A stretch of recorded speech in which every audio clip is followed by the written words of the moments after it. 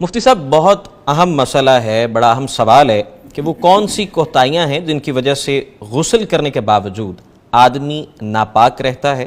غسل مسنون کا طریقہ کیا ہے؟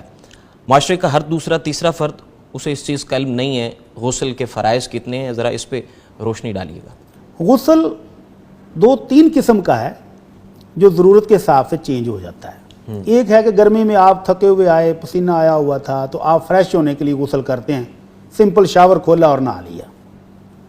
ایک ہے کہ میاں بیوی کے تعلقات کے بعد خامد کو بھی ضرورت ہے، بیوی کو بھی ضرورت ہے، اور یہ فرض ہے، تو اس کے لیے پھر مزید اہتمام کرنا پڑتا ہے۔ اسی طرح خواتین جب مینسز سے فارغ ہوتی ہیں تو ان کو بھی غسل کرنا پڑتا ہے، اور یہ ان دونوں غسلوں کی نسبت زیادہ اہتمام کے ساتھ اچھی طرح جسم کو مال مار کے دھونا پڑتا ہے۔ جی، غسل جنابت میں خاتون کو اجازت ہے کہ اگر اس نے بالوں کی مینڈیاں بنائی ہوئی ہیں، اچھی طرح بالوں کو کس کے باندھا ہوا ہے، تو وہ نہ کھولے اور پانی سر پر ڈالے، بالوں کو اچھی طرح ملے، جب جڑیں اچھی طرح تار ہو جائیں تو باقی جسم پر پانی بہا لے، تو اس کا غسل ہو جاتا ہے۔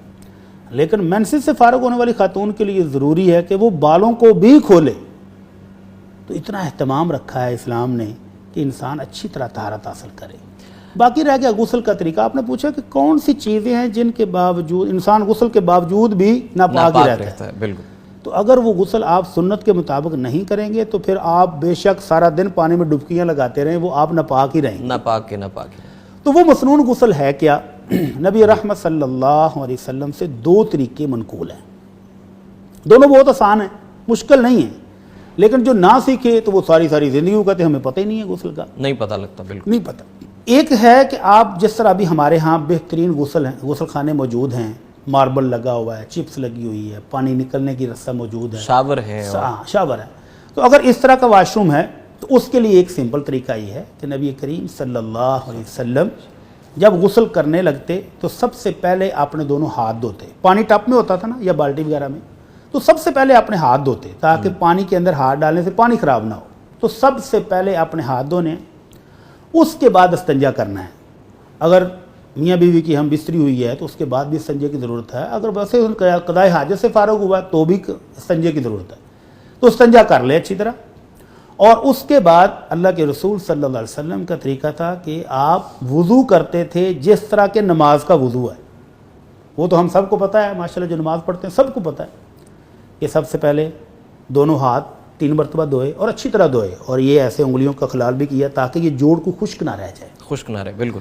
اس کے بعد آدھے پانی سے 3 دفعہ کلی اور 3 دفعہ ناک میں چڑھا کے ناک کو بھی صاف کیا، کلی بھی اچھی طرح کر لی۔ اس کے بعد چہرے کو 3 مرتبہ دھویا، اور چہرہ یہ جہاں سے بال شروع ہو رہے ہیں یہاں سے لے کر نیچے تک اچھی طرح اس کو دھویا، اور پھر دونوں بازو کونیوں سمیت دھوئے۔ پھر سر کا مسح کرنا ہے کہ دونوں ہاتھوں کو آپ یہاں جہاں سے بال شروع ہو رہے ہیں یہاں سے شروع کریں گے اور پیچھے تک لے جائیں گے اور پیچھے سے واپس لائیں گے، اور پھر یہ انگلی کے ساتھ کانوں کے اندر والا حصہ اور انگوٹھا کانوں کے باہر پھیریں گے تو یہ کانوں کا بھی مسح ہو گیا۔ اس کے بعد دونوں پاؤں دھوئیں گے۔ تو یہ مکمل وضو ہو گیا غسل سے پہلے۔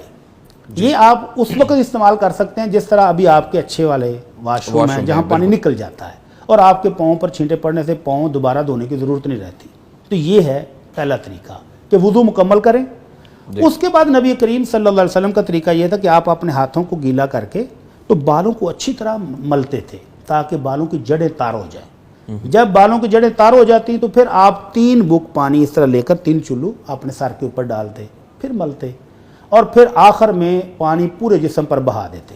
اس میں بہانے کا طریقہ یہ ہے کہ پہلے دائیں سائڈ پر بہا لیں اور پھر بائیں پر، تو یہ غسل بھی مکمل ہو گیا ہے، وضو بھی مکمل ہو گیا ہے۔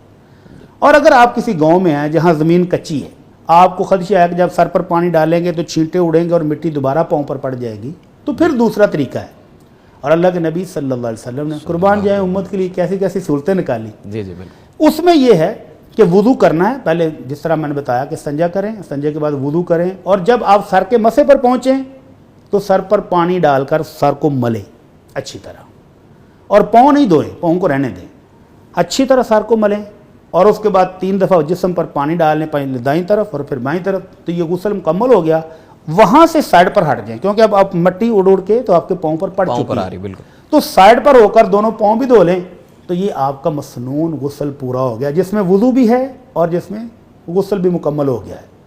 تو اس کے ساتھ اب آپ نماز پڑھیں اور جو بھی عبادت کرنا چاہتے ہیں کریں۔ लेकिन अगर इसमें कोई चीज रह गई, तो गुस्ल मुकम्मल नहीं, आपने वुजू ही नहीं किया वुजू नहीं किया, और बिल्कुल। खाली शावर लिया है, तो ये गुस्ल मुकम्मल नहीं। आपके जिस्म के ऊपर कोई मनी लगी हुई थी और आपने इस्तिंजा नहीं किया और आपने वैसे ही नहा लिया, तो भी मुकम्मल नहीं है।